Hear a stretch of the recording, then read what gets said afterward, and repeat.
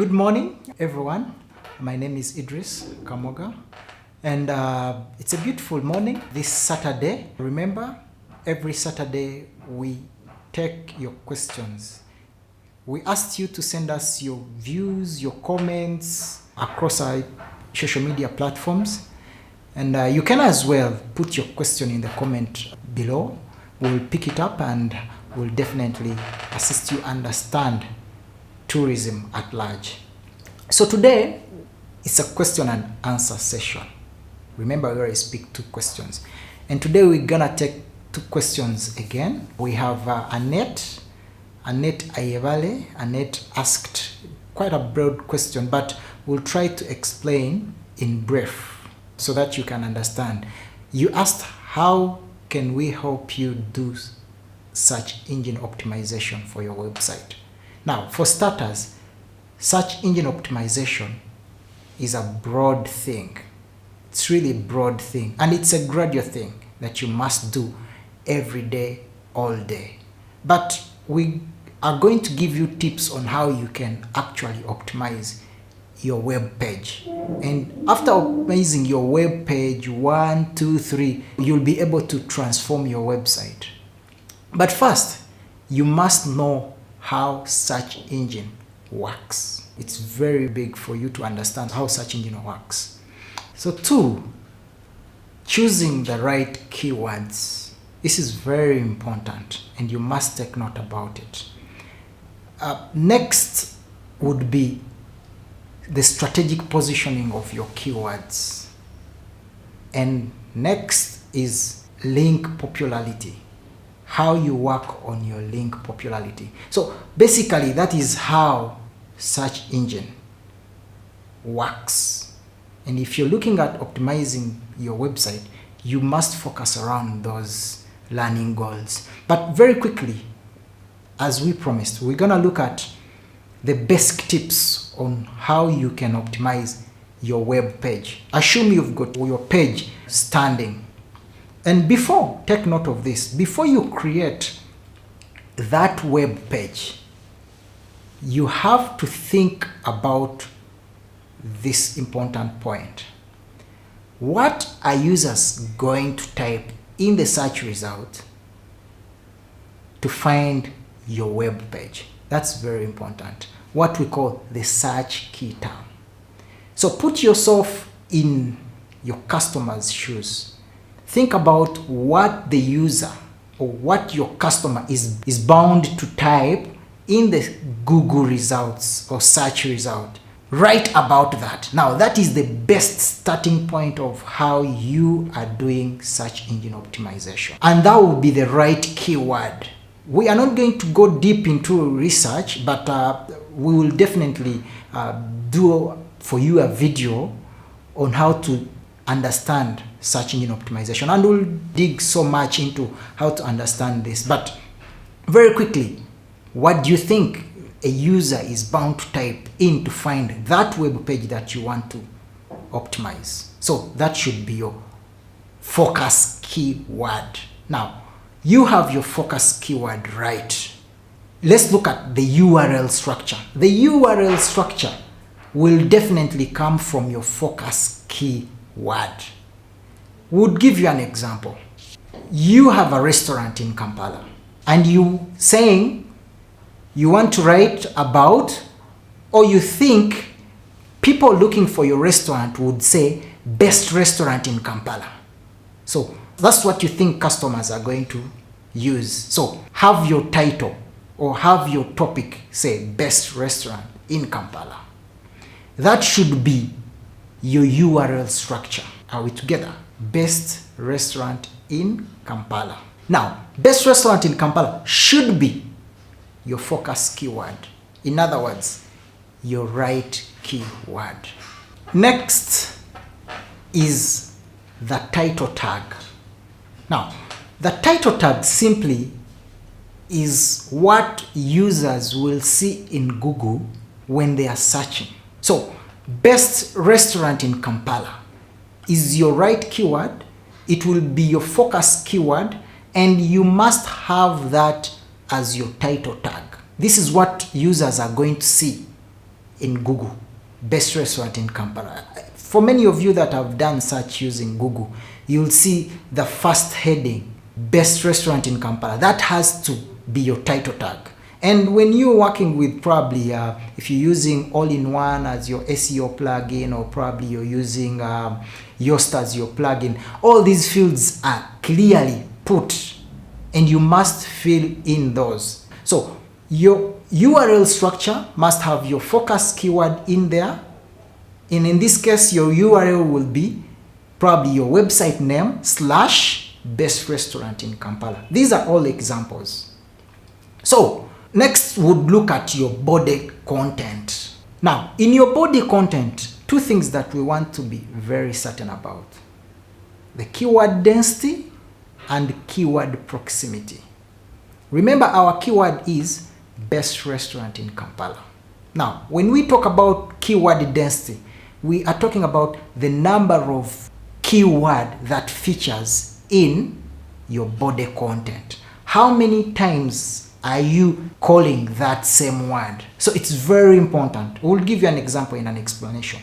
Check out our best restaurant in Kampala that serves unique local dishes. Now you're trying to give more information in the body content. And if you had me right, that was a focus keyword. Best restaurant in Kampala. Now, you must have that word, what we call our keyword or focus keyword, about 4 to 5 times, but you must keep it in a right flow, what we call keyword density, the number of keywords in your body text. The keyword proximity would be how close are these words next to each other.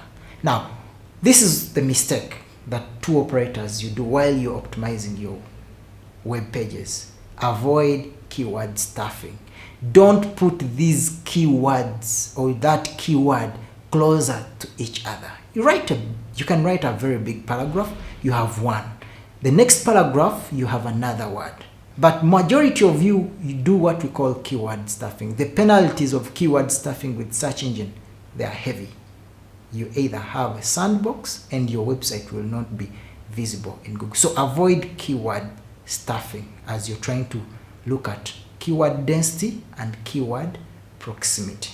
Our next thing to take note while optimizing our web page, and please, if you're new here, please subscribe to our channel for learning tips. We are talking tourism. We are giving you free knowledge on how to run and grow your tourism business. So the meta description, this is very important. Meta description simply is a summary of what your page is about. It is limited by characters that you must use, but you must summarize what your page is about. And this is what people will see exactly in the search results. So you must be very, very key when you're doing that summary.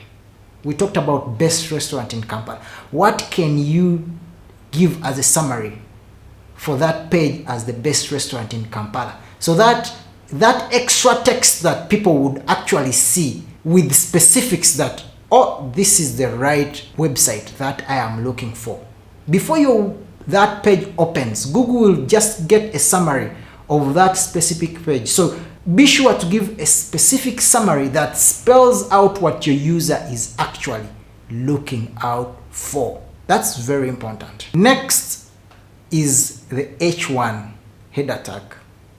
Now, this is very important. Google looks at this. Now, for you out there who doesn't understand the H1 header tag, now, we would call it as a subtopic, but it must contain your focus keyword. I'll give you an example. We talked about best restaurant in Kampala. As you're describing in the body content, find somewhere to put a subtopic or a subtitle talking about either services or meals, or you say meals and dishes served at our best restaurant in Kampala. You can see that subtopic, you're gonna have new text under that which talks about meals and dishes, but in that subtopic we are talking about best restaurant in Kampala. Now that's what we call an H1 header tag. That's very important. Next would be the image attribution, or what majority know as the image alt text.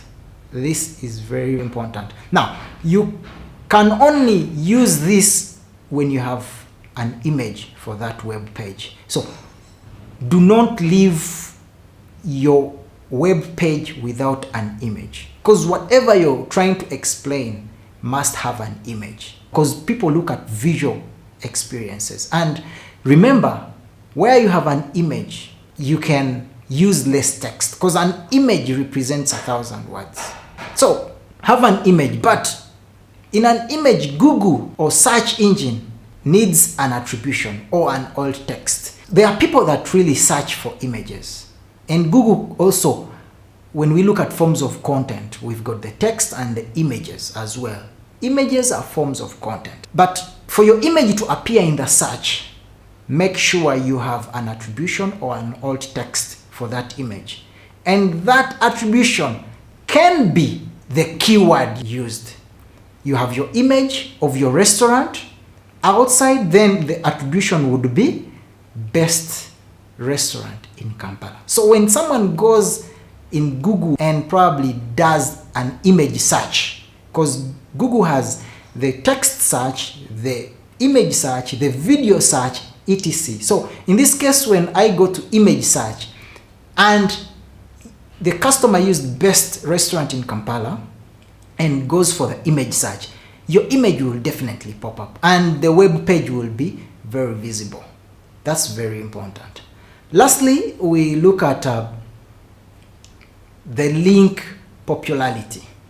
Now, this has been a very tough question to many. How do I get links? You're running one website and Google looks at outbound links and inbound links. Now, for inbound links, it's very important. You can find another page in your website where you're talking about, say, services of your restaurant. Remember, you talked about your best restaurant in Kampala, but it does offer services. And on a separate page, you have a page for services of your restaurant. So, as you're explaining in your body text, make sure you have a flow in your text or body text that will have an internal link of the other page of your website. Keep them minimal. Don't put so many links on that page. Now, that is what we refer to internal linking. Now, we've got the outbound links. Now, for the outbound links, you can start a blog. You can start a blog, a separate blog away from your website, whereby you can as well call whatever link you created from your blog. And that's about link popularity. On the other hand, you can as well throw links to your social media platform. That's very important. So links in optimizing your web page, and even while understanding search engine optimization. Now, this is a tip. Stop the misconception that Google or search engine takes months or years to have your website visible. No, there is no rocket science in this. Google can actually take few days as long as you're doing the right thing, and Google will index your website. I want to give you one tip. There's Webmaster Tools. Does your website have a Webmaster Tool account? Go open up your Webmaster Tool account, generate an XML sitemap, ask Google to crawl. Oh, this is the one way you can ask Google to re-index or index that web page or the entire website. If I add my new page in a website, I go to Google Webmaster Tool with my sitemap.